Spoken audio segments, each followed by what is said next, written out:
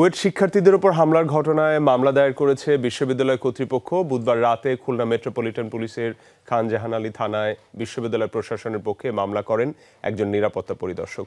সেখানে শিক্ষার্থীদের উপর হামলার ঘটনায় অজ্ঞাতনামা 400-500 জনকে আসামি করে মামলা করা হয়।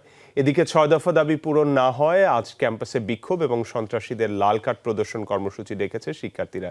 এর আগে খুলনা প্রকৌশল এবং প্রযুক্তি বিশ্ববিদ্যালয়ের সংঘর্ষ এবং পরবর্তী পরিস্থিতি বিবেচনায় সিন্ডিকেট সভায় 28 ফেব্রুয়ারি পর্যন্ত একাডেমিক কার্যক্রম স্থগিত করার সিদ্ধান্ত নেওয়া হয়। মঙ্গলবার দুই পক্ষের সংঘর্ষ রণক্ষেত্র হয়ে ওঠে খুলনা প্রকৌশল বিশ্ববিদ্যালয় কুয়েট। আহত হন অর্ধশতাধিক।